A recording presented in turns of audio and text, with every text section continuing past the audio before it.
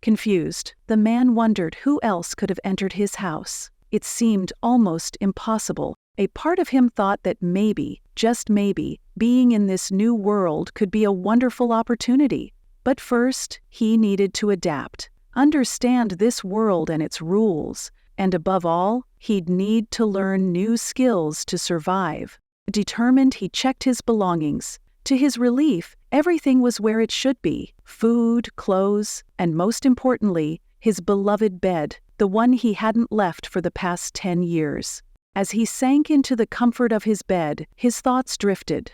The house has been in my family for 60 years. It's always given me a sense of security and peace.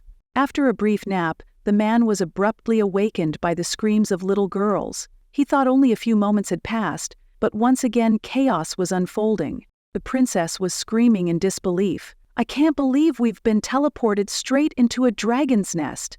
She quickly ordered her team to use the remaining magic to lead the beast away from the city. Her assistants shouted back, urging the princess to run while they distracted the massive dragon, but the princess was firm. There was no escape.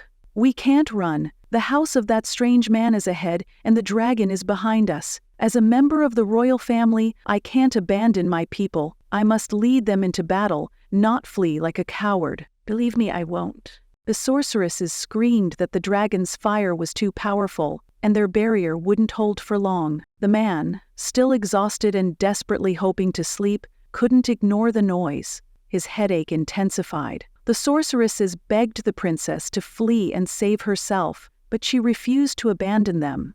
Unable to endure the racket any longer, the man shouted at the top of his lungs, demanding that everyone shut up so he could finally get some rest. The girls barely had time to gasp in surprise before they, along with the dragon, were blasted away by an incredible force.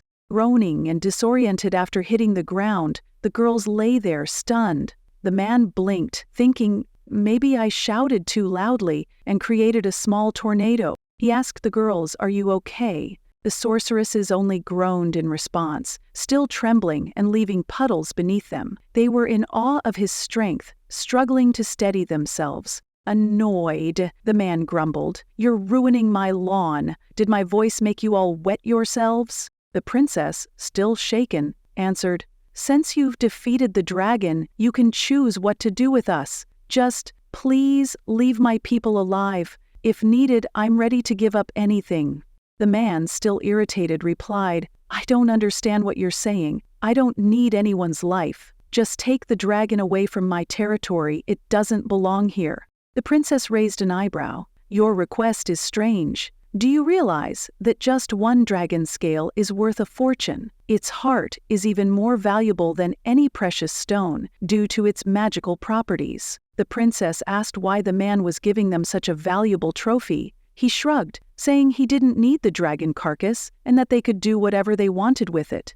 The only thing he asked was that they stay away from his house and let him finally get some peaceful sleep. He explained that he had a terrible headache and their noise was only making it worse.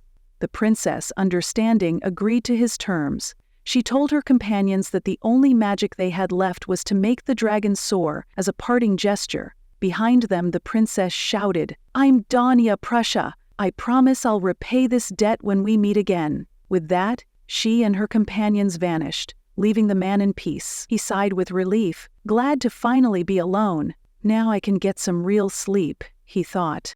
However, after some time, he was stirred from his nap by a woman's voice calling him to dinner. "Who are you?" he groggily asked, still disoriented.